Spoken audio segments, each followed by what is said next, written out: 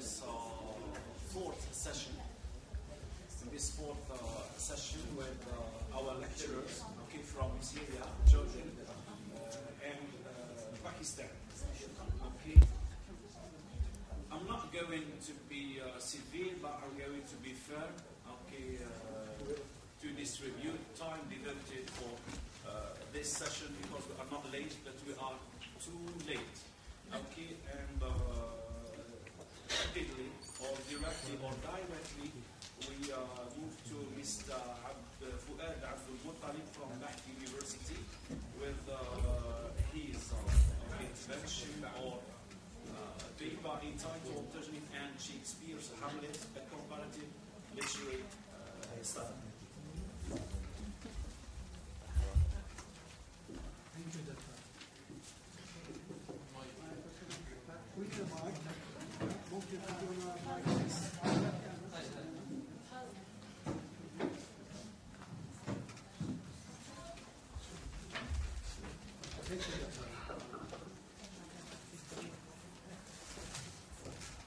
I shall try to present the main points of my paper and try to jump the details.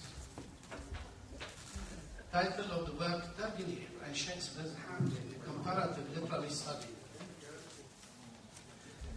Shakespeare's Hamlet has been involved with Russian literature and culture for more than 2 centuries. Russian writers have continuously employed the vernacular prince to explore or express their own feelings, intellectual questionings, and socio-political or artistic concerns. Shakespeare's play has quite often been the mirror held up to Russian life, and as life changed, so did the function of the drama and the image of its protagonist. The character of Hamlet has exerted an appreciable influence on the Russian imagination to the extent that one can talk about the Russian Hamlet as a literary or dramatic phenomenon. Shakespeare's popularity in Russia was at its height at the beginning of the 1840s. His tragedies, as translated and presented on the Russian stage, had a strong resemblance to romantic melodrama. By the 1850s, a realistic trend dominated literature and was making itself felt in the theater, especially in the dramas of Alexander Nikolaevich Ostrovsky. It was Belinsky who shifted the center of gravity of Russian literature from aesthetic towards social concern. This emphasis on the need to improve society and on the social responsibility of literature influenced the critics of the 1840s and 1860s and shaped the dominant literary tradition in Russia. It should be noted also, from German Romanticism came the concept of organism, the integration of literature and life, which was adopted by the Russian intelligentsia, increasingly viewed the main problem of the country as social and political. Cherchenovsky and Dobrolyubov carried the tendency to integrate literature and society to such an extreme that literary discussion became mainly a means for putting forward civic and political views. Cherchenovsky criticized Shakespeare for serving art rather than his country and considered Hamlet a typical representative of a self-owning class. Cherchenovsky maintains that this historical situation is also the key to understanding the Russian Hamlet, a label which he uses interchangeably with the prominent term Lishny Chelovy, that is the superfluous man. He thinks that in depicting their Hamlets, Russian writers from the nobility overemphasized psychology and failed to realize that superfluous men were not exceptions, but were like their creators, living on the work of other men. Dobrolyubov echoed these ideas and stressed the social as well as literary significance of the concept, superfluous man. The association of superfluous men with Hamletian qualities denotes a development in the popular conception of the Russian Hamlet. This Hamlet had been associated with characteristics which had been fashionable in an earlier period. The great changes that happened during this brief period in the conditions of Russia and the Russian gentry were reflected in the evolution of the superfluous man. Some critics even observed that the term Hamlet was almost synonymous with or equal to the superfluous man. Subjectivism and individualism, the idealistic and romantic pose associated with them, were out of fashion in the era of realism and social concern. Ivan Turgenev may be said to have made Hamlet his field more than any other previous Russian writer.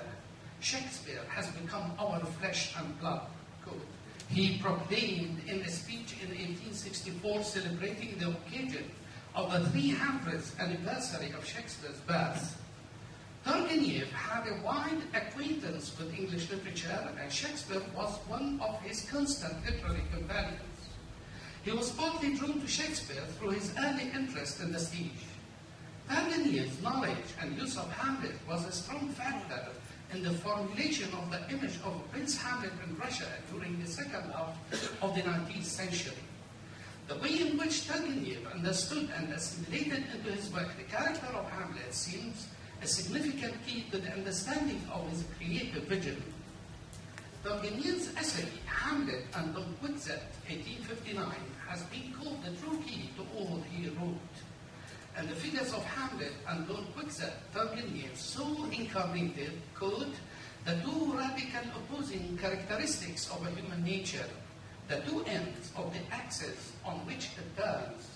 All men, he thinks, belong more or less to one of these two types, but in his own time, far more people have become Hamlets rather than Don Quixotes. Don Quixote for Turgenev expresses a belief in something eternal, immutable, a truth located outside each individual, which demands service and sacrifices. In contrast, Hamlet represents analysis, egoism, and then unbelief. Turgenev compares Hamlet and Don Quixote. He sees Hamlet as aesthetically perceptive with a bent towards beauty, which is as pronounced as Don Quixote toward beauty. Turgenev's views on both heroes have similar affinities with those of the Romantics from Schlegel onward. The dichotomy of the heart and the head, the inner discord in the human soul, had preoccupied German Romantics since the end of the 18th century. And the tradition began by Goethe. Turgenev seems to be discussing Hamlet as if it existed outside the context of Shakespeare's play. The value of his essay, however, lies not in the explanation it gives about Shakespeare's tragedy, but rather in the way Turgenev saw Hamlet and the insight it grants into Turgenev's artistic work and into the cultural and social circumstances of his time. The essay is also valuable and interesting study of the two universal protagonists, who despite their differences seem to have combined their influence in the creation of a single character type, the superfluous man. Of 19th century Russian literature, Ivan Goncharov's Oblomov and Chekhov's Ivanov are two examples of the superfluous man in whom influence of both these types is clearly apparent. Expressing a civic viewpoint, Turgenev says, Hamlets are simply useless to the crowd, that only he who is led by the heart reaches the goal. Turgenev also surmises that Shakespeare was in many ways like his Hamlet, and that he had distanced himself from himself by the free motion of a creative power. Thus, Turgenev says that Shakespeare stands above his tragedy because he comprehends it fully. Just as Turgenev indicates that the creation of Hamlet is a successful attempt on Shakespeare's part to free himself of the Hamlet within him, so one may contend that the parallel can be applied to Turgenev himself. Levin, in this connection, writes, quote, Turgenev himself is a Hamlet. Tolstoy was with Turgenev when the first draft of the latter's essay was being written. In his diary, Tolstoy characterized Turgenev in words which resemble those Turgenev used for Hamlet. He does not believe in anything that is his trouble. He does not love, but loves to love. This essay includes some more traditional literary evaluation in the form of a comparative outlook on Shakespeare and Cervantes as writers.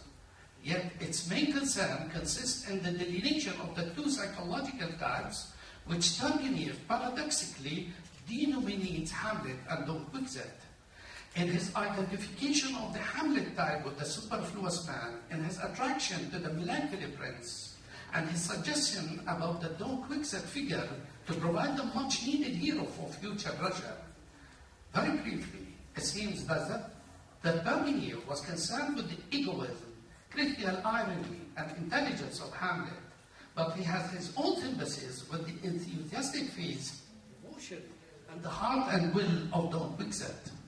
Turgenev's essay is, in a way, a theoretical exposition of his views on Hamlet, which he also depicted in fictional form in many of his stories and novels. One of Turgenev's sportsman sketches, 1847, Pyotr Petrovich Karatev, reflects his first conscious endeavor to tackle the Hamlet type. Turgenev had formulated his conception of Hamlet, which he was to display in his essay, by the time he wrote a Hamlet of the Chichigre district, 1849. The Hamlet of this sketch shows total self-involvement, a pressure to discourse at great length about himself. Every conceivable subject leads him to extensive speculation. Chakaturian, the hero of the Diary of Superfluous Man, 1850, constantly stresses that he has been completely superfluous man. All his life he had found his place occupied, although he admits that he may have sought it where he should not have. It seems here that Turgenev is depicting Hamletism as a disease of the mind, a disease of brooding and agonizing introspection. Turgenev portrayed another Hamletian aspect in his first novel, Rodin, 1856. Quote, constructed largely on the pattern of Hamlet, writes Charles Moser of Rodin, the hero. Rodin can obviously be considered the major literary representative of the superfluous man in Turgenev's generation. The men of the 40s, as Picharin had been his representative in Lermontov's generation of the men of the 30s, and Onegin in Pushkin's of the 20s. N is another Hamlet-like hero in Turgenev's story, Asya. It seems here that there was a distinct tendency to bring forward various varieties of the same type, the superfluous man. The personage, as he appears in the Hamlet of Shigre district, the Diary of a Superfluous Man, Rodin and Asya, is a man in whom reflection overrides volition and destroys the power of action. The weak hero type can also be detected in other stories of Turgenev, like A Correspondence, Faust, and Basile. Turgenev reached the question of Hamletism in the novel On the Eve in the same year as he published his essay Hamlet and Don Quixote by creating its opposite. Gideon remarks that this novel, quote, illustrates Turgenev's concept of the Hamlet-like men not by direct portrayal, but through Insarov, the opposite pole from the Rodins and the other Hamlets. Insarov, the Bulgarian, is everything that Rodin was not. He is resolute, strong-willed, a man of action dedicated to a cause. No major Hamlet-like character can be found in Turgenev's Father and the Children, 1862. In the Shakespearean anniversary of 1864, he paid homage to the genius of Shakespeare. However, Hamletic qualities and references to Shakespeare continue to appear in his later writings. In Turgenev's novel Smoke, 1867, there is a character, Potygin, who refers to Shakespeare's Hamlet. The main character in the novel, Litvinov, also uttered words that recall the concluding words of the essay. Like the other heroes, Litvinov shows that inherent Russian deficiency, the lack of sufficient willpower. This incapacity is brought into relief in Turgenev's last Hamlet, Nezdanov, in Virgin Soil, 1877. The hero is dissatisfied, reflective, sensitive, and introspective student. Yarmolinsky calls him, quote, Hamlet in the role of Don Quixote. Don Quixote Critics have also made a connection between Turgenev's hero and his own character.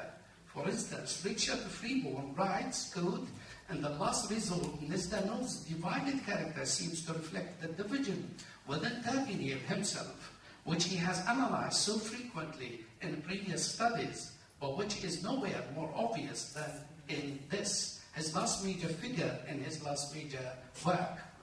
The heroes of his fiction can in a way be related to the author himself. They are aristocrats like himself, Russian gentlemen who have completed their education abroad, well-informed, fit for nothing except for love. The realization of being all life long the victim of irrational feeling and subject to an unyielding will may have contributed to Turgenev's profound investigation of reality and caused him to turn to attention to human existence in all significant manifestations, whether social and political or metaphysical and irrational. In examining the love relations of Turgenev's character, the flagrant gaps between their pronouncement on love and their attitudes toward their beloved women can be clearly noticed. Now, the realistic portrayal of his figures was informed by a poetic vision. Yes, excuse me, just 3 minutes to conclude or to summarize. Thank you. This aspect of Turgenev's art, Marina Letkovsky art, may be explained by the fact that throughout his life, Turgenev was torn between the emotional and the rational sides of his nature without being able to resolve his inner conflict. The psychological discord is reflected to a greater or lesser degree in all his works. In Turgenev's work, there is also a note of melancholy, loneliness, and resignation. Helen Mockney calls it, quote, "the voice of one who has no satisfactory answers to the problem life poses." Turgenev sometimes indicates that such answers are beyond us. Thus, many interpretations were formulated about his position because of his preference to take the middle of the road. These interpretations sprang from his personality, which closely resembled that which he attributed to Hamlet. Turgenev's Russian Hamlet is eventually the product of both the mid-century Russian society and his own reading and seeing the play performed. It is a complex and the mutual interaction between literature and society, his own understanding of Hamlet and the common inactive type in his age and country that led to the emergence of his version of Hamlet. His interest and the transformation of Hamlet is revealing about Russia and about Turgenev himself. Thank you. Okay, thank you very much, sir, for this presentation. And I want to say something very important related to objectivity, but it is the first time for me to say to a teacher, try to conclude or try to summarize. So excuse me for the second time. Okay, now we move to one of the representatives of our university, Zaytuna University. I want to say 3 words, okay, to our lecturer. I don't know whether it is said here in Jordan or in the other Arabic countries or just in Algeria. It is said that Muldar may فرط والضيف may يتشرد. Okay, I'm coming Muldar and he is, okay, the guest. Okay, you are welcome, okay, by your paper entitled Analysis of the Real Situation of Teaching Reading Comprehension to First-Year Students at the English Department at Zaytuna University. Okay.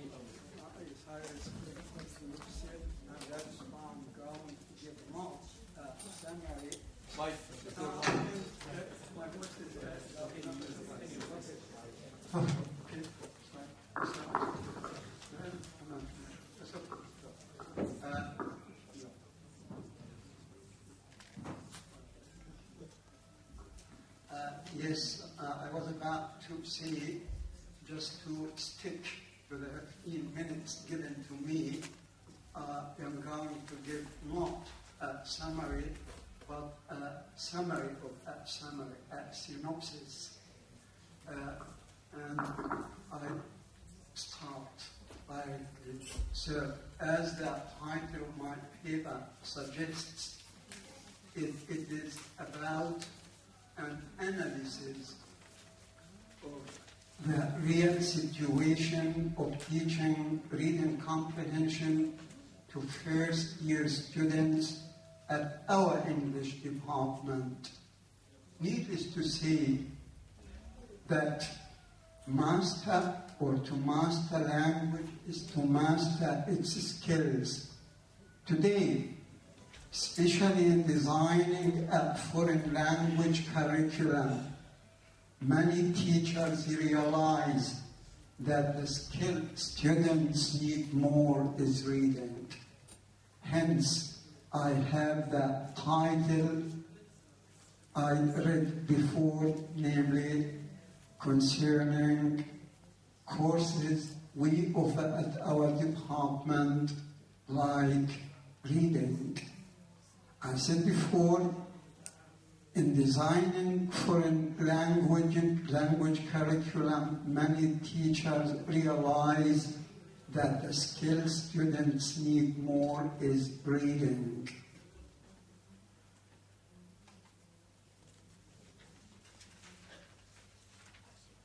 Why? Because it gives the students the opportunity to share the thinking of the great minds of another culture, and so to widen horizons of their knowledge and understanding. Reading, in this sense, is not the only mouthing of words and decoding of every word and every sentence. It is rather the activity that enables the students to go deeper and deeper to get the meaning which is intended by the author. Then, reading is the activity that largely depends on comprehension. If you, in the real situation of the first-year students at our English department, it can be maintained that our students, and we can generalize what I'm going to say now about our students attending courses on reading, it can be maintained when we view the real situation of the first-year students. It can be maintained that the students are word-for-word readers.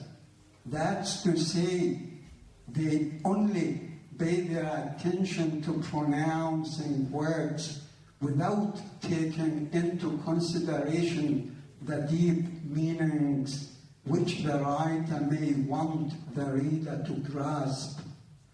This study aims at, first, finding out the sources which cause the problems encountered by first-year students attending reading courses, and second, suggesting a better situation to teach reading.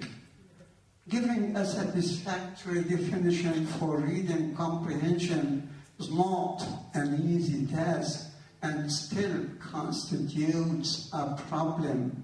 The problem stems from the fact that reading comprehension is an involved area. It involves in many fields of study, such as cognitive psychology, psycholinguistics, and linguistics, etc. It also embraces a number of mental processes. How difficult to give a comprehensive and unified definition for the term reading comprehension can also be seen from considering its skills. To many experts and specialists, the reading comprehension process can be broken into a number of skills.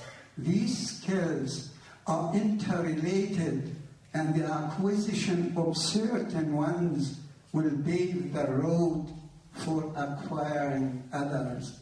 Listing these skills in one unified form or giving more weight for one skill than another is not possible. Why? Because the interrelated nature of the reading comprehension skills makes it difficult to see them as separate entities.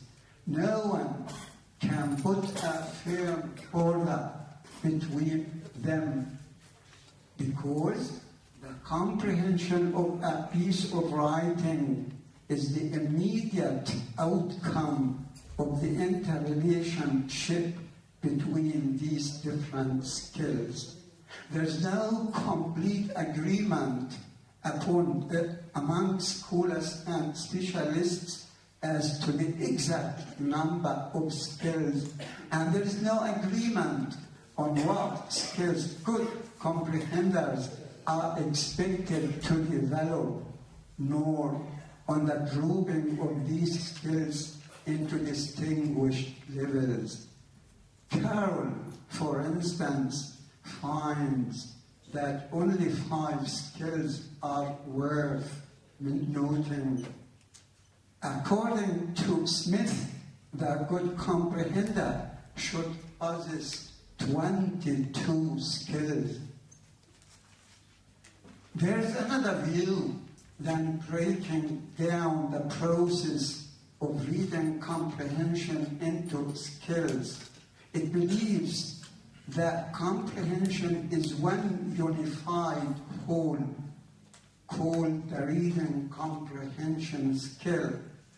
The researcher, I myself, of this study favors the view of the multiplicity of reading comprehension skills because it gives him the ability to diagnose those skills that are mastered by the first-year students and those which are not.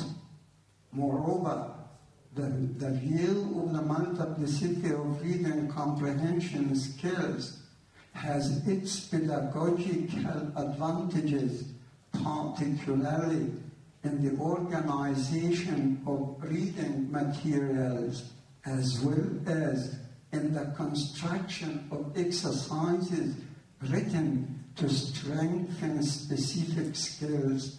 This view seems also to gain face validity in terms of students' acceptance.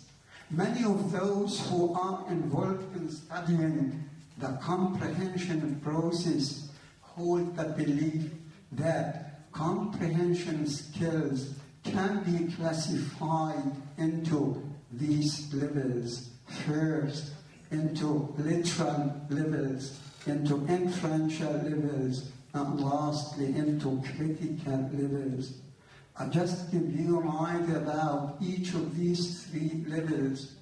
First, what is meant by the literal level? The literal level is the direct level in which one identifies what the words say.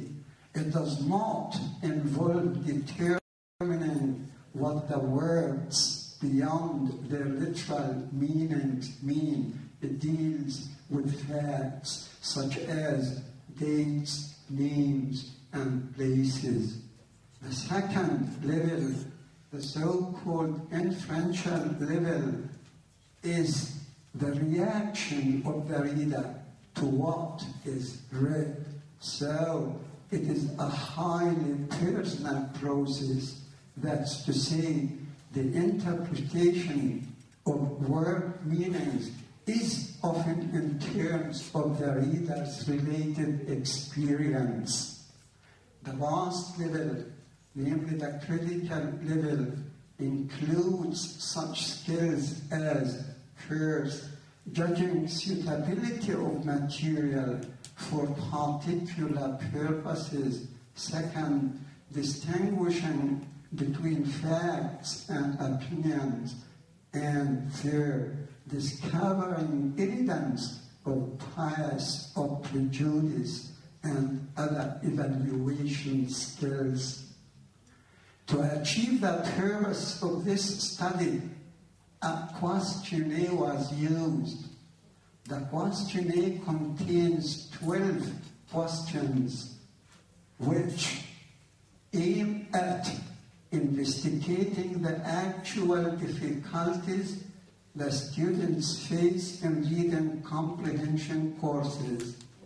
In addition, the questionnaire attempts to elicit the students' views on the activities followed by the teacher inside the classroom. There are also questions aiming at getting the students' opinions about some points related to the textbook used in teaching reading comprehension. I said before, I tried to give a synopsis. I'll try to be very short, and that's why I go straight forwards to the results yielded by the study. The study yields the following points, and afterwards I give my own suggestions in order to have a better situation to teach reading. First, the results are first-year students lack many important reading comprehension skills which they should have to understand fully a piece of writing.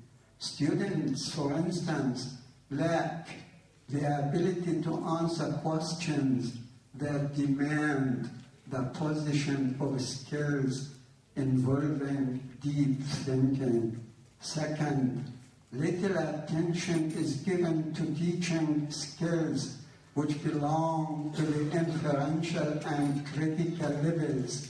The questions and the activities carried out inside the classroom almost aim at teaching the skills of the literal level. Number 3, the textbook does not provide the students with the necessary cultural background which can help them in teaching, can help them in the teaching process. And number 4 of the results yielded by the study, first-year students are not aware of the nature of reading comprehension. They think that the reading comprehension process is a decoding one. So their attempts to go beyond knowing the literal meaning are limited. Number 5, as noted above, the first-year students have not developed well-controlled reading comprehension skills.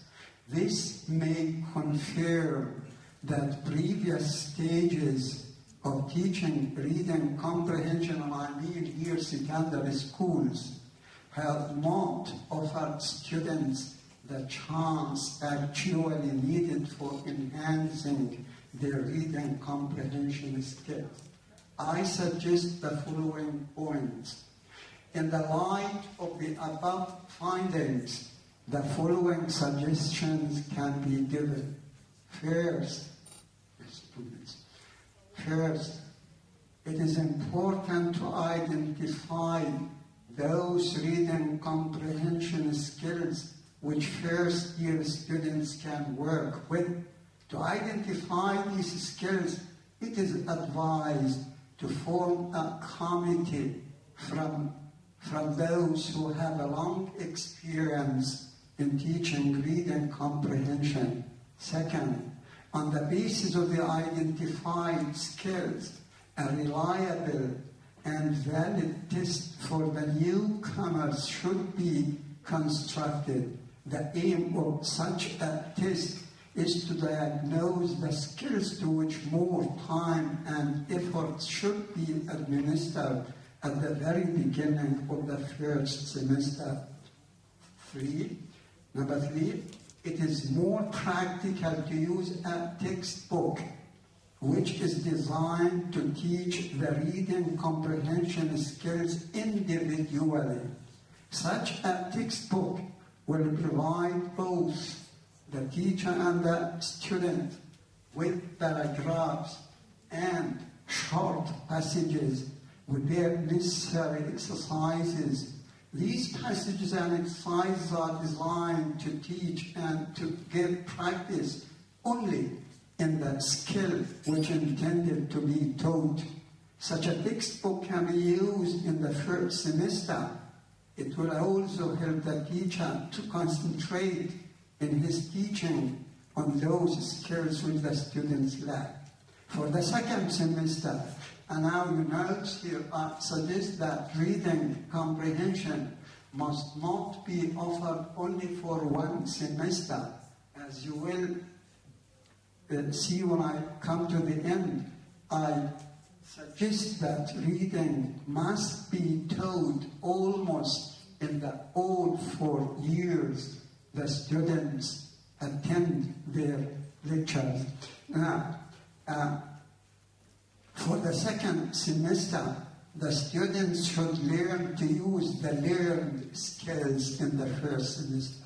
Moreover, the textbook should familiarize the students with the culture of the nation, of the language in question. Number 4, it is also advisable to contrast and administer a simple questionnaire to newcomers. This questionnaire should concentrate on knowing the students' interests in reading. The teacher can make use of the information he gets from such a questionnaire. He accordingly can provide his students with authentic materials. And number 5, just one more minute. The questions which are directed to the students in the classroom should concentrate not only on practicing those skills which belong to the literal level, but also on the skills that belong to the inferential and critical level. Because of the importance of reading comprehension skills, it is to be recommended that the number of hours devoted to teach them should be increased. It is highly recommended that the study of reading comprehension should be included within the curriculum for other stages than the first one, if any good results are to be obtained. And last, okay, thank you. That's it. Thank you very much. Throughout your reading, we grasp that you are a good teacher of reading comprehension. And the more we read, the more we understand things. And the more we understand things, the more we understand life. And the more we understand life, the more we understand ourselves. We all know that reading is a very important skill in learning foreign languages, but after listening, comprehension. Now, I suggest, okay, your questions and comments will be after, okay, the presentation. Okay, now we move, okay, quickly to Fatima Muhaidat from Hashemite University, okay, with her, okay, paper entitled "Translator as Cultural Mediators, Translating Religious Expressions and Metaphors in Najib Mahfouz's Place of Desire." I hope that ladies will respect time.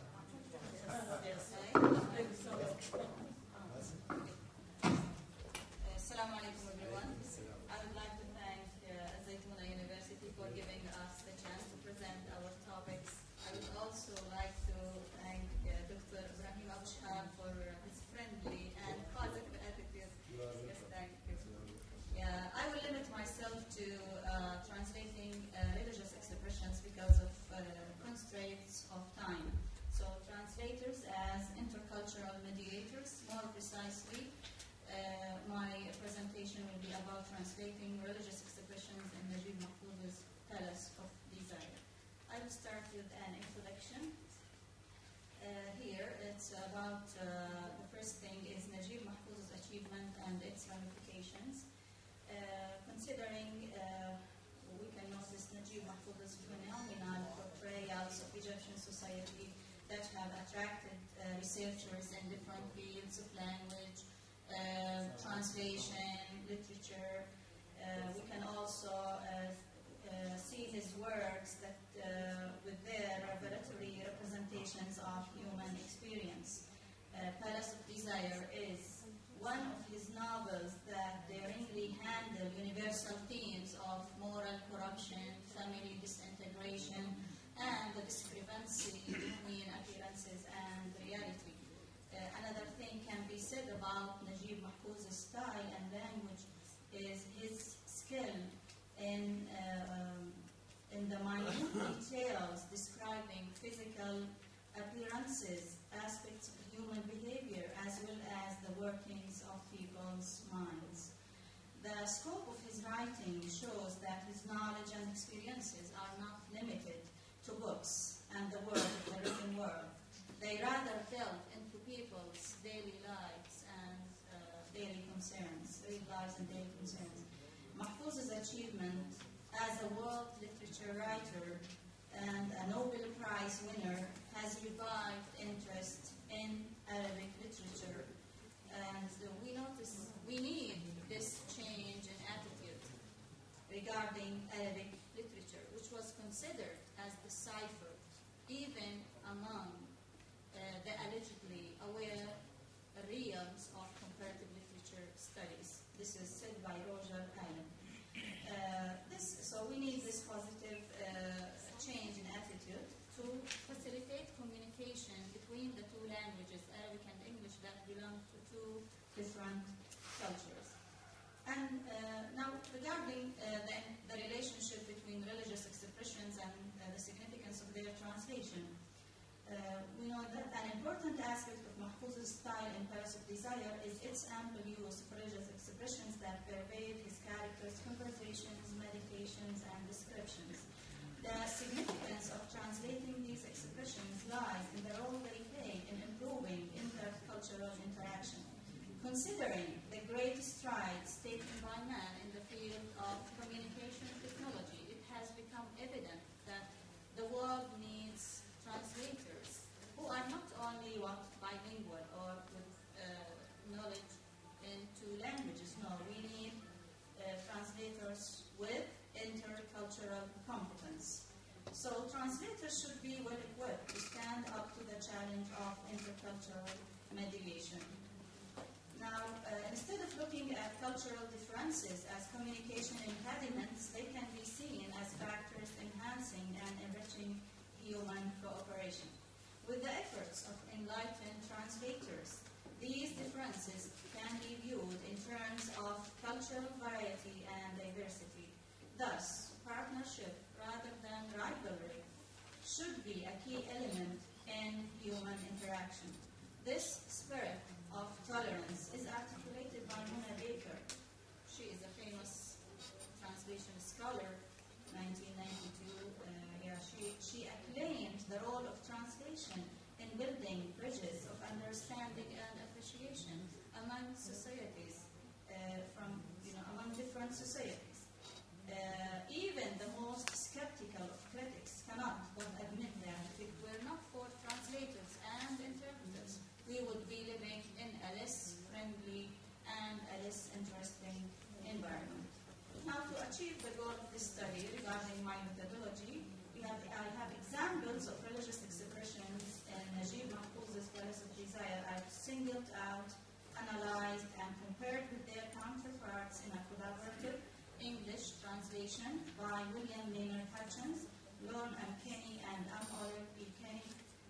For the sake of clarity, these expressions are classified into two categories. The first one is quotes from the Holy Quran, and the other category is expressions relating to the life of the Prophet Muhammad, peace be upon him, or sayings attributed to him. Now, I will give you examples. I will not discuss all the examples because we don't have time.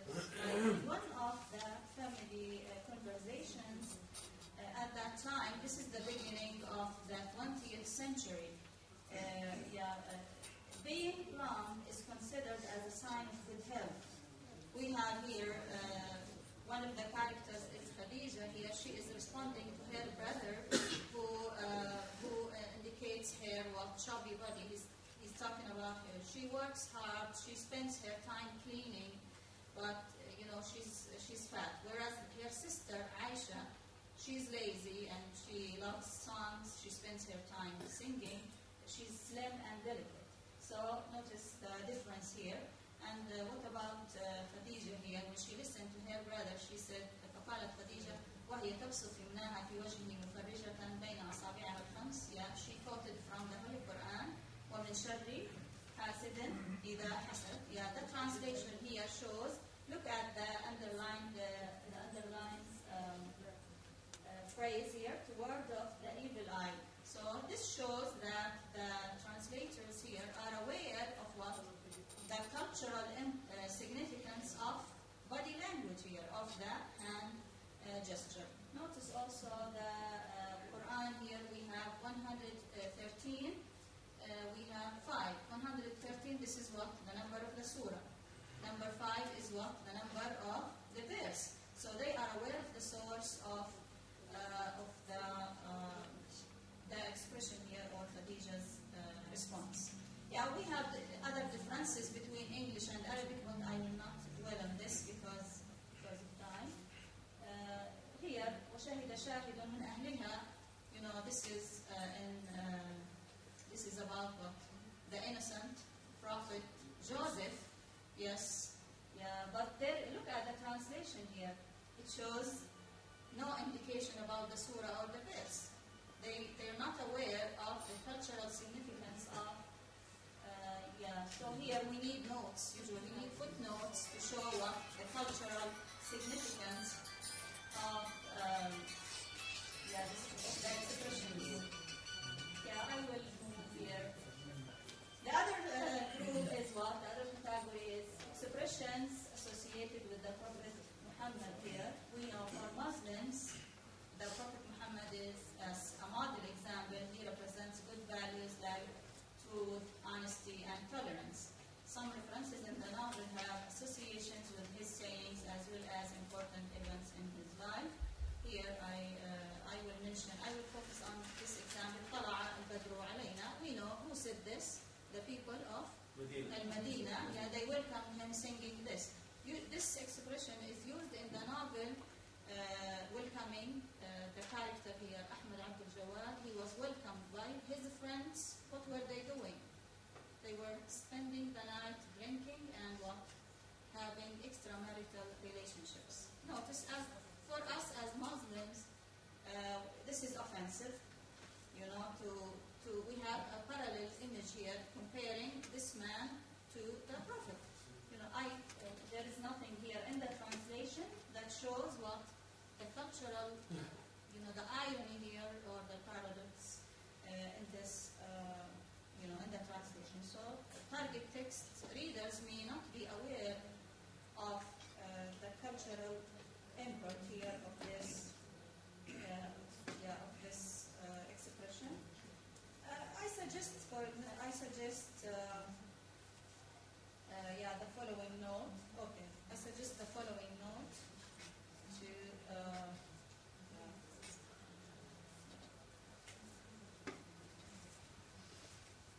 It is paradoxical that.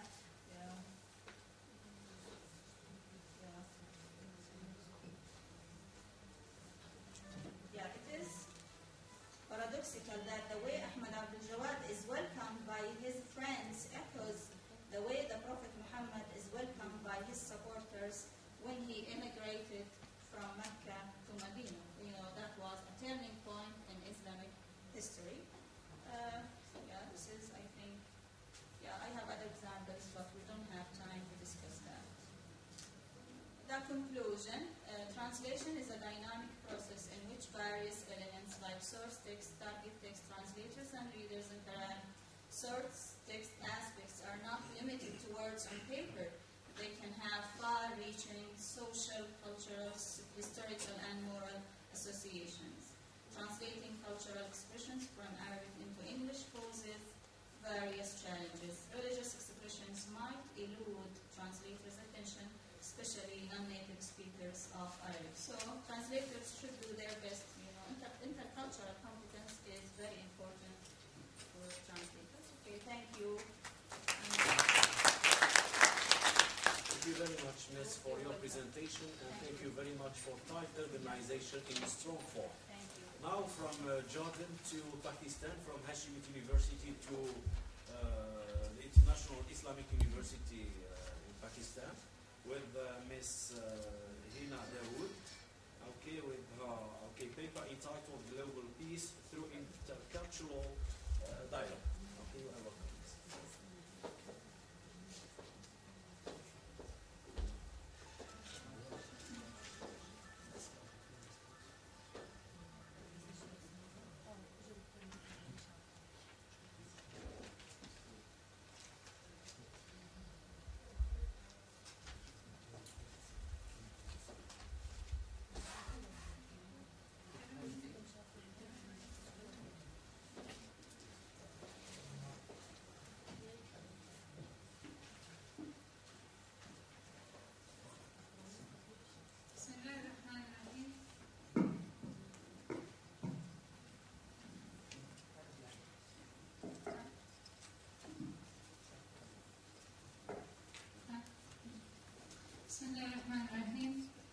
Under the main theme of nationalism and political power in intercultural dialogue, the title of my paper is Global Peace Through Intercultural Dialogue.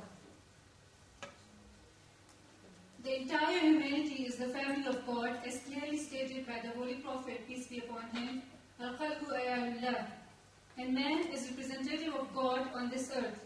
Whatever benefits humanity remains on earth and remembered forever, as stated by Allah the Almighty. But unfortunately, the world has become a very difficult and dangerous place to live. It looks like a Titanic, ready to sink. The state of chaos is prevailing in most of its parts. The whole world is divided on the basis of nations, religions, languages, cultures, and the colors of skin. This division has grown so serious that the humanity has almost destroyed itself in the wars and conflicts, forgetting the true reality that they are brothers and sisters, sharing the same parent, Adam and Eve.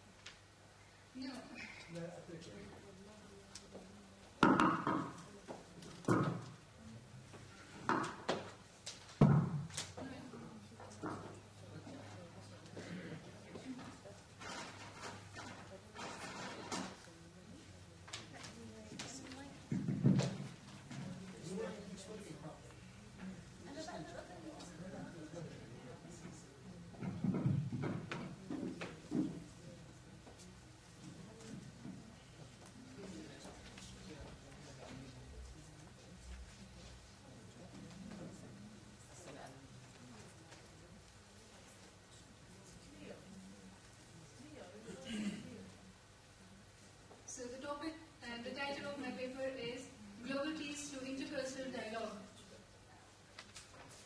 I was talking about the whole world is divided on the basis of nations, religions, languages, cultures, and the colors of skins. This division has grown so serious that the humanity has almost destroyed itself in the wars and conflicts, forgetting the true reality that they are brothers and sisters, sharing the same parents, Adam and Eve. There is only one thing that may save humanity from total annihilation, and that is the intercultural dialogue. In the past few decades, the development of communication network has led the society collectively and individually to face each other in a closer networking or globalization. It has turned the unlimited borders of wide world into a global village. It is one of our fundamental beliefs that our religion guides us in each and every aspect of our life, whether it is social, political, or economic, whether the situation is of war or peace. The Prophet, peace be upon him, involved in dialogue with Quraysh and signed a peace treaty with them at Hudaybiyah. Similarly, He made agreements with Jews of Khyber in north and Christians of Najran in south of Medina. Being the role models for us, we can follow him while conducting the intercultural dialogue with different peoples of the world.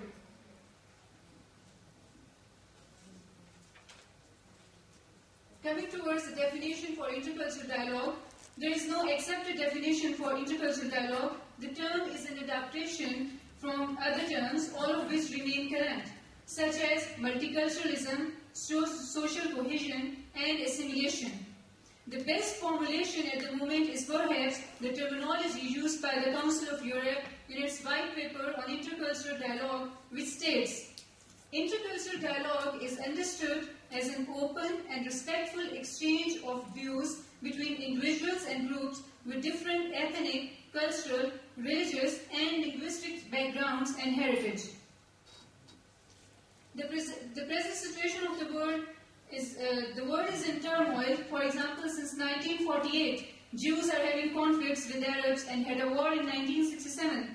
Similarly, Hindus and Pakistanis are in conflict since 1947. From the past few years, terrorism and its other forms, like suicide bombing and explosions, are seen in most parts of this world.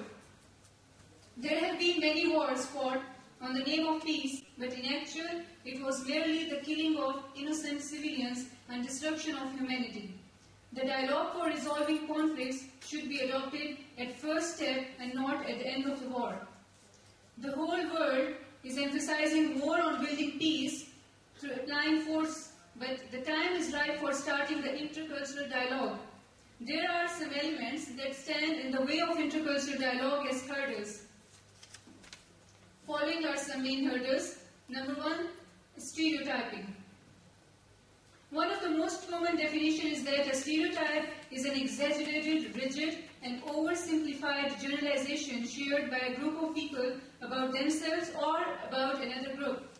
When another group is the target, to stereotype means to label, that is, to associate certain attributes, usually personality traits, that may be either positive or negative.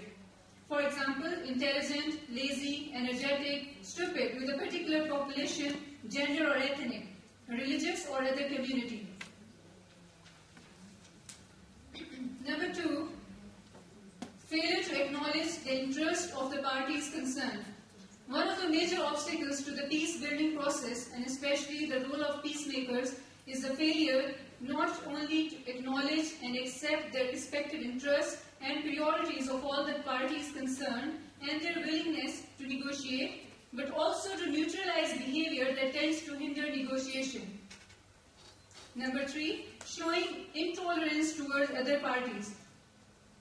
A climate of intolerance towards others and insecurity affecting a large number of citizens, including women, ethnic minorities, refugees, displaced persons, and war veterans, may persist and become a major obstacle once a peace agreement has reached in the communities concerned. Number four, we have anthropocentrism.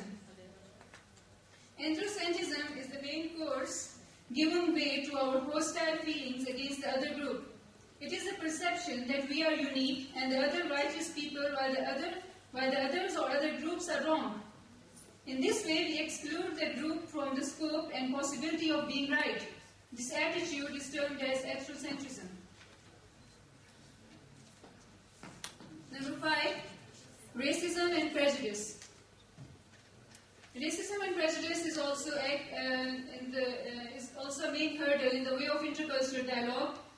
And number six, depriving women from participating in intercultural dialogue. Nevertheless, it is clear that women intend to contribute more effectively to multicultural and interreligious dialogue through networking, peace building, research, and facilitating or by putting forward new ideas concerning intercultural cohesion and just a society. Their efforts have been noticed and reported and are gaining grounds in many ways, although they are not appropriately acknowledged. They have different motivations. I'm talking about the women. They have different motivations, a shared concern to protect family and neighborhood, or a fear that fathers, brothers, and sons will be recruited into the army to fight in doubtful military escapes, and so on. What they have in common is the desire to soften the impact of conflict and preferably to put an end to fighting. Now coming towards the importance of dialogue. Intercultural or interreligious dialogue helps in respecting the other cultures and religions. It provides opportunity to exchange confidence and mutual acknowledgement and also to share differences. At the same time, these forms of dialogue are seen as ever more essential tools for human development and peace building, in that they facilitate and establish peaceful and creative contact between peoples of various religions and with different beliefs, cultures, and spiritual traditions, values, and world visions.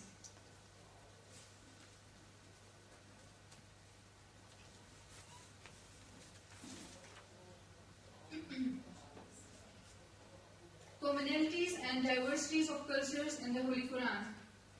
Quran discusses diversities of cultures at various places. It says, O mankind, we created you from a single pair of a male and a female, and made you into nations and tribes, that you might get to know one another. Surely, the noblest of you is in the sight of Allah, is He who is the most righteous. Allah is all knowledgeable, all aware. Awareness of peace building. The Arabic word Islam itself carries the meaning of peace, and it is derived from the root word salama, besides having the meaning of total submission. Islam is the torchbearer of peace and advocates peace building during peace and even during war. If during war the enemy resorts to peace, the Muslims have been directed to put off their efforts and resort to peace. Quran says, and if the enemy surrenders to peace, you should also surrender to it, that is, to peace.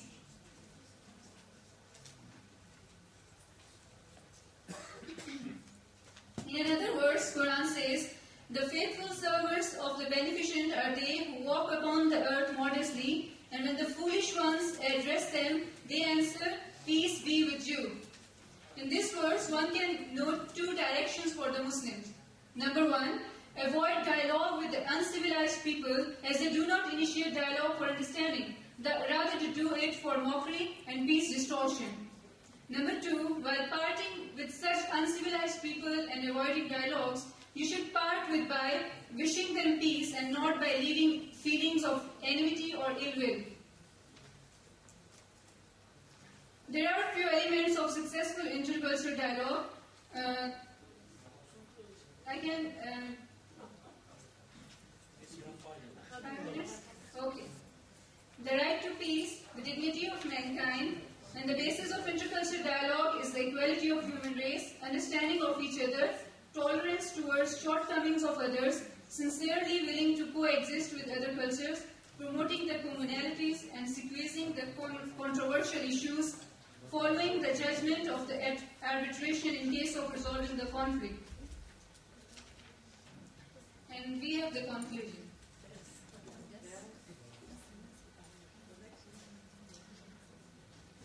Peace is the right of every individual, regardless of religion, race, color, etc. Global peace can be built by resolving conflicts, and conflicts should be resolved through intercultural dialogue, and not by war, which is the destruction of entire humanity. Starting from the home as an institution for peace building through intercultural dialogue and creating awareness in educational institutions about respecting other perspectives, avoiding racism and prejudice, holding differences as our identities and not as tool for conflict or war, and finding commonalities and similarities within the cultures. The world has seen through ages the outcome of wars and conflicts, starting from Fajjar, the Battle of Fajjar, and the Battle of Dahis and Gobara in Arabian Peninsula, and coming down to the French Revolution, Russian Revolution, American Civil War, the two World Wars, and the massacre by Lenin, Stalin, and the Orthodox Serbs, and finally the killings by the occupying forces of France, Britain, Spain, Russia, Italy, and America of the Muslim civilians. The outcome was in the form of mass destruction. These nations, tribes, and the individuals who took part in the mass killing of humanity, had they ever thought of intercultural dialogue, the map of the world would have been different than it is now, and the world would have been a better place to live than it is now. Thank you. Thank you very much. miss a bit, but I think that before we achieve this ideal final objective, which is a global peace, we should first of all achieve local peace at the level of the Arab countries. We mean unity. Okay? We need it first before we achieve the final objective, which is peace or the global peace. Now, from Hashemite University to Pakistan, now back to the same university, Hashemite University, but with Raja Al-Khalil, with her paper entitled Modernist Self-Fashioning of the Lower Classes in August Wilson's Fences and Genital. Thank you. Thank you, Dr. Ibrahim, for trying to make everybody stick to their time and organizing all this. It's a big job. I wanted to also thank our audience for being here. I know we're a bit late, and everybody's thinking about sleeping and going home and maybe how to attend next day. And actually, I'm also thinking about another topic, and that's basically the janitors and those who clean up after we all leave. We're all, professors, and we all want to be heard, and we all want to have, our perspective out there, and we're fighting about time. But do we consider those people who come after us cleaning? Do they have a say? Actually, that's what August Wilson says, and in the two plays that I'm investigating, Fences and the Janitor. This guy, there's a janitor in one of the plays. It's a monologue, and basically what he does is there's a conference like this, organized, and he's actually doing the cleaning up. And he sees a microphone. Nobody's there. Okay, perfect time to voice out my opinions on, the youth. The conference is on youth. And basically what he does is he starts talking into the microphone and tells about his opinions. So he does something, and I'm going to read to you a quotation. And he basically says, okay, I heard that there's something called the Shakespeare. I've got a lot to offer. And this Shakespearean code is followed by Popeye. See, I want to thank you all for inviting me here to speak about youth. This is what the janitor says in the microphone with no audience in mind. And I was 56 years old, and I know something about youth. The first thing I know is that youth is sweet before flight. Its odor is rife with speculation and its resilience. It bounces back. It's remarkable. Of course, there are all linguistic problems, okay? But it's the sweetness that we're victims of, all of us. It's sweetness and it's flight. One of the fellows in that Shakespeare stuff said, I am not what I am. See? He wasn't like Popeye. No sense, but there's a microphone, and he has the chance to speak out his opinions. And August Wilson, he's a famous American contemporary writer, and his play, The Fences, was played out by the actor Denzel Washington.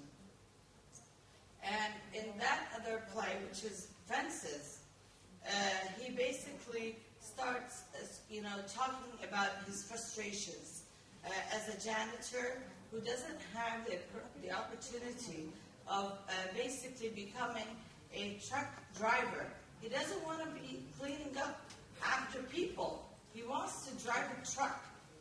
And in this play, he starts, acting out, and everybody's they're in the church heralding him. Now, self-fashioning is that how can you basically be accepted as a person living in the African-American community, where you have a lot of frustrations, and we're talking about a period which was much, earlier. He's talking about the pre-civil war, the pre-civil rights movement, and in that period, there were a lot of frustrations felt by the African-American community. Now, self-fashioning as a theme is basically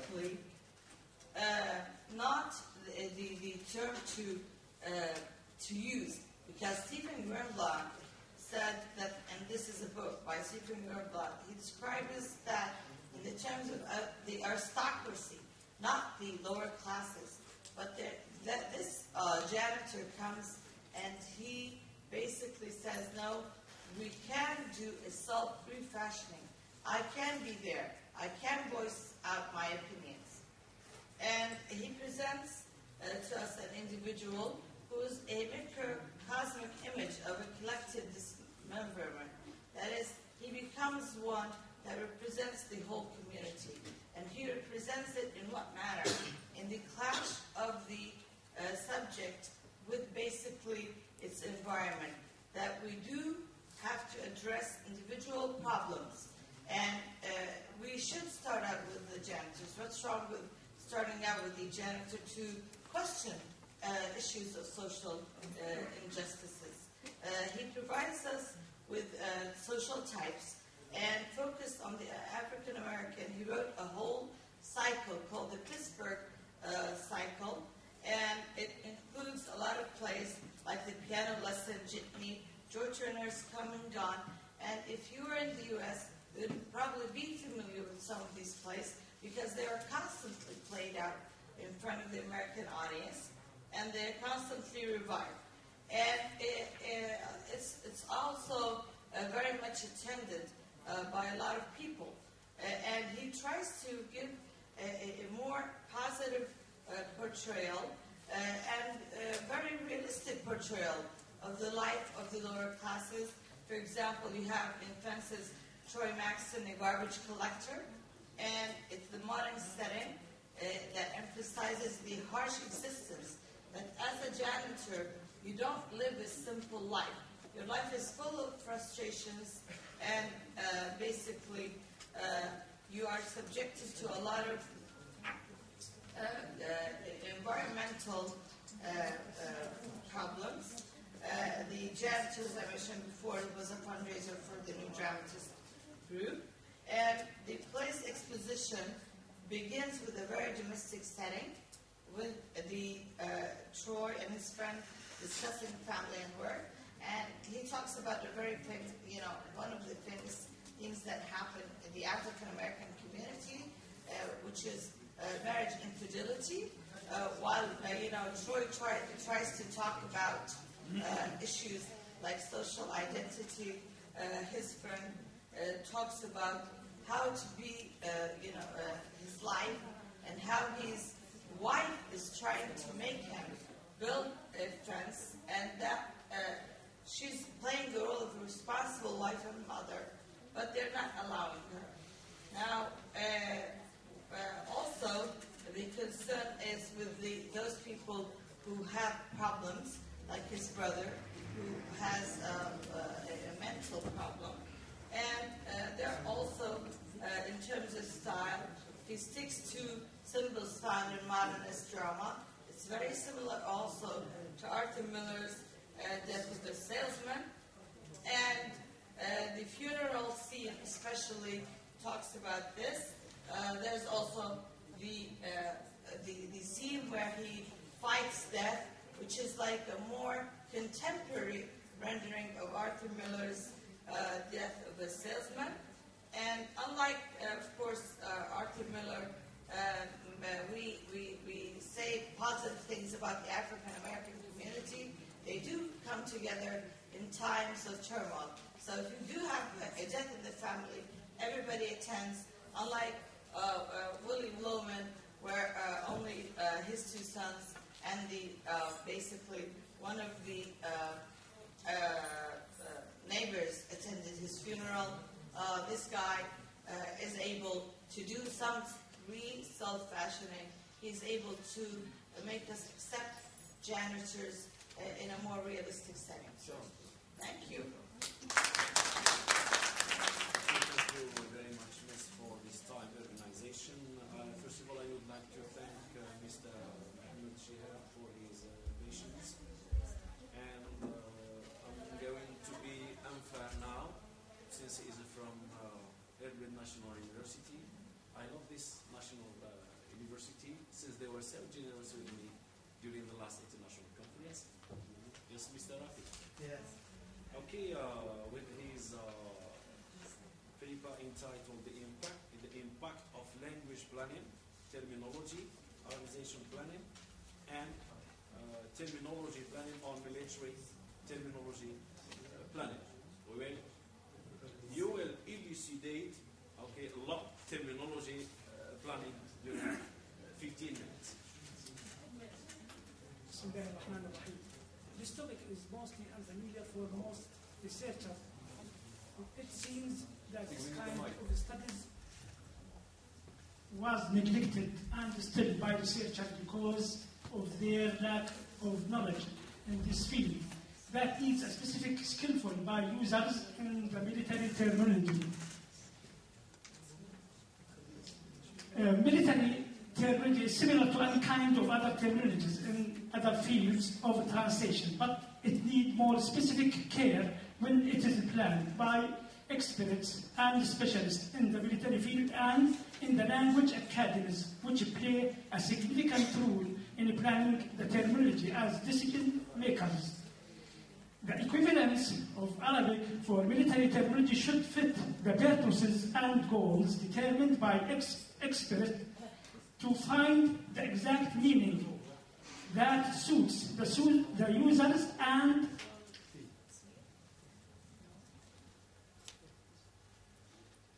academies in the military field.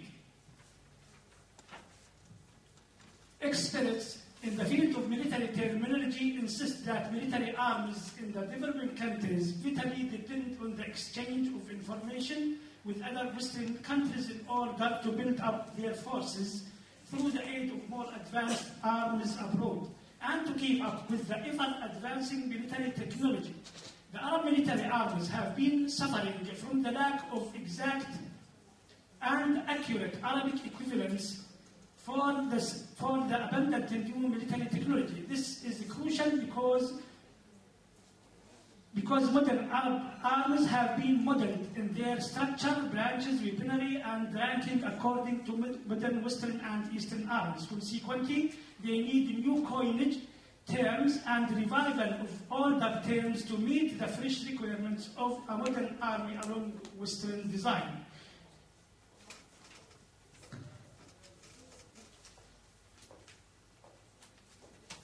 The purpose of the study, this paper aims at investigating the impact of language planning, Arabization planning, and terminology planning on military terminology planning policy from a language perspective. Introduction. As science and technology develop, new English words are used to express new concepts, techniques, and inventions that come into existence. This development has brought to Arabic serious linguistic problems of expressing this ever-expanding wave of newly found concepts and techniques for which no equivalence in Arabic exists. Efforts have been carried out by Arab language academies to find the exact Arabic equivalence for the foreign scientific and military terms. The Jordanian Military Academy was established to set up military dictionaries with the cooperation with other educational establishments in the kingdom. Language planning and Arabization processes were followed by decision makers in Arabic language academy to find and to determine the suitable Arabic equivalents for the foreign terms and expressions. This paper will deal with the 5 types of language planning: purification, revival, reformation, standardization, and modernization. Language planning. Some scholars believe that language planning is needed to improve language and to create new ones at various levels and fields. Language planning is geared towards purifying, reviving, reforming, standardizing, or modernizing language to enhance communication within and between nations. Types of language planning. Language purification. It is an attempt by language planning agencies to set down correct usage to defend and preserve the purity of the language A purification plan needs a policy formulating body like the various Arab academies. Regarding the military terminology, the academies were dealing with the new concepts of purification, as there were a lot of foreign military terms had been eliminated as a result of cancelling the old weapons from the service. Language revival. It is an attempt to bring back a language that once was used. The academies unified the military terms in all military fields in the Arab world as Arab possesses various dialects. They utilized the standard Arabic, eliminated the foreign terms, and avoided a connotative equivalent for the military terms because it is a scientific field. Language reformation. Regarding the military term, there is no need for this process as Jordan depends on the West for building its army. Thus, they focus on English expressions to deal with the names of these weapons. Language reformation takes place in two stages. New military terms are added by translating them into Arabic, while others fall under the control of Arabization. Language standardization. Language standardization is defined as a process whereby one language or dialect spoken in a region becomes accepted as the major language of the region for general usage. The military terms and expressions eventually need to be the same in meaning all over the Arab countries, standardized to enable personnel in the Arab armies to communicate easily and confidently without relying on loan words. Language modernization. It is a plan to modernize a language lexicon generally deal with efforts to update vocabulary and special terminologies. Language modernization in the military academy starts with reviving, reforming, and unifying the existing military terminology. Plans were set to utilize these terms to express new scientific and technological military terms. Arabization planning. Arabization concentrates on using Arabic letters to form foreign terms that is called or as transliteration. Arabization involves the rendering of coining of new military words, either from existing roots or through translation of foreign terms, and the adoption of already existing words through borrowings from foreign language, or reviving and revitalizing words of older usages in the same language. Regarding military, it is not easy to find an Arabic equivalent for every foreign term. Therefore, decision makers resort to different kinds of coinage and or Arabization. Terminology planning. Terminology planning generally is the decision-making done by authorized bodies to carry out the intents, purposes, and goals of specialized fields. Military terms were treated as similar to other technical terms when they were planned. Terms that are planned are altered in some way, purified, reformed, standardized, revived, and modernized to enhance communication within and between Arab armies. Terminology planning is a process, refers to activities and deliberate efforts to plan for corpus, status, and acquisition of terms.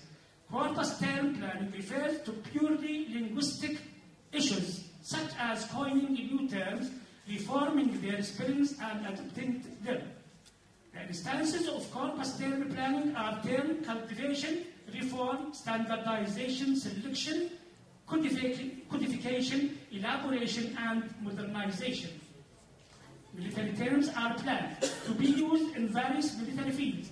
Different branches in the army have their own pamphlets regarding their terms and expressions, like the branches of an army, like artillery, armor, and infantry, and etc.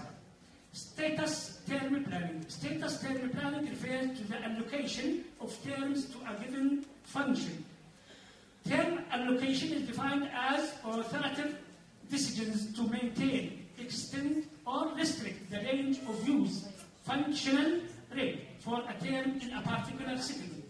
Regarding the military terms, they are classified into tactical, legal, administrative, communicative, and maintenance. Each of them is set up in a specified pamphlets and booklets. Acquisition term planning. Acquisition term planning is mainly concerned with the teaching and learning of newly coined terms. Military courses are given to military personnel and at all levels in the military academies and in their units. They are taught regarding their specified field branches and text classifications. Recommendations and conclusion only. Recommendations, in the light of this paper, a number of recommendations are set. One, the first one, giving more attention for the military translation at the universities and schools in Jordan. Secondly, there should be more cooperation between Arab nations to enhance the role of Arab academies in this matter. Thirdly, or finally, encouraging more military research in various military fields.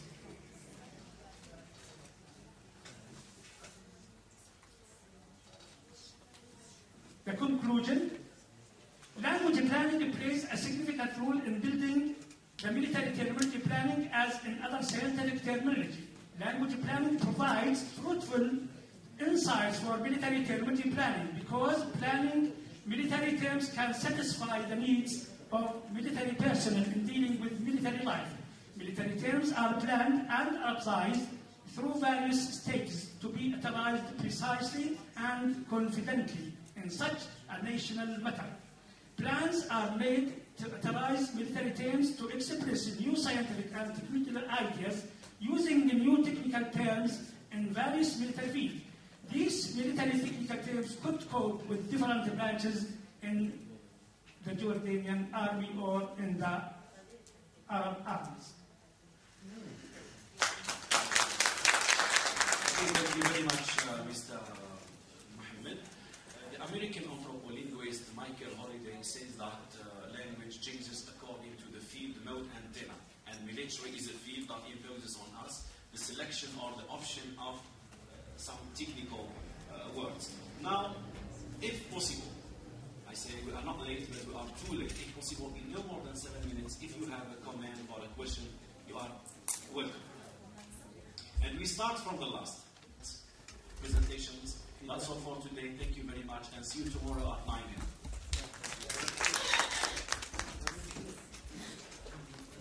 Thank you, my colleagues. Thank you about your patience. We will go together to the Faculty of Arts. Our dinner this evening outdoor with musical band. Let us go back together. You are welcome. Thank you.